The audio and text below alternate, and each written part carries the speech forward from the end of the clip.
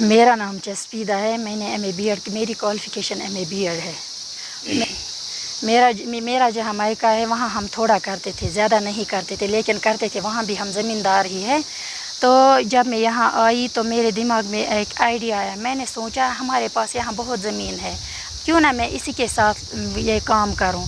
तो मैं एक बार वहाँ गई, नेविशन सीड है श्रीनगर में।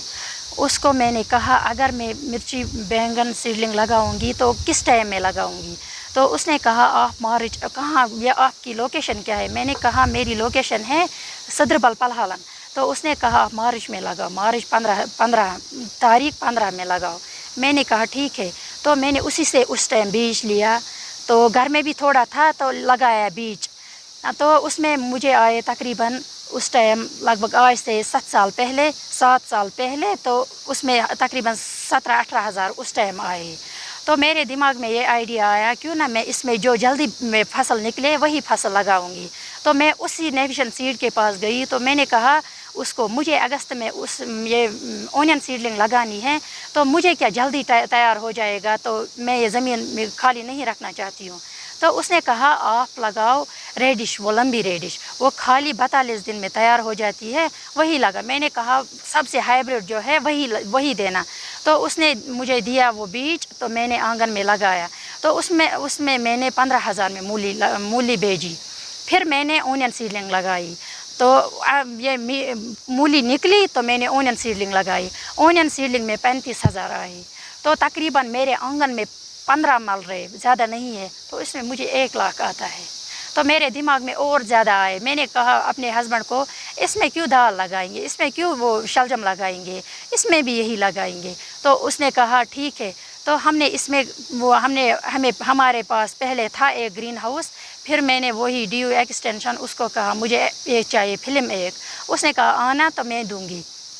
फिर मैंने ग्रीन हाउस में टमाटर सीडलिंग तैयार की, ओनियन सीडलिंग तैयार की और ब्रिंजल सीडलिंग तैयार की। रियल में इसमें मैंने लगाए टमाटर।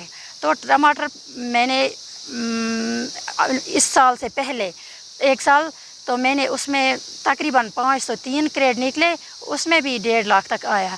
मैंने कहा ये ठीक है। फिर मैंने इसमें ओनियन सीडलिंग लगाई।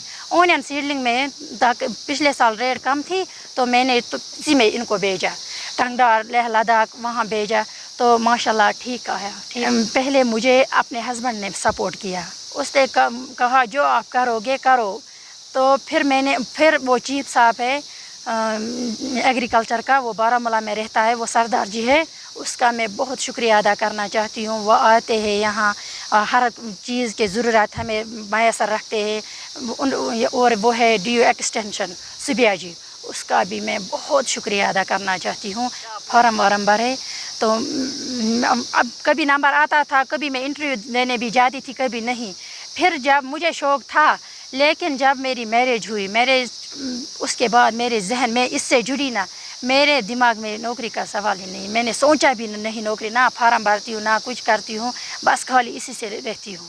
तकरीबन यहाँ 10-15 को जॉब देती हूँ, क्योंकि यहाँ मुझे पूरे साल में 3 औरतें काम करते हैं। पूरे साल में खाली जिस दिन बारिश होती उस दिन ही नहीं वो आते।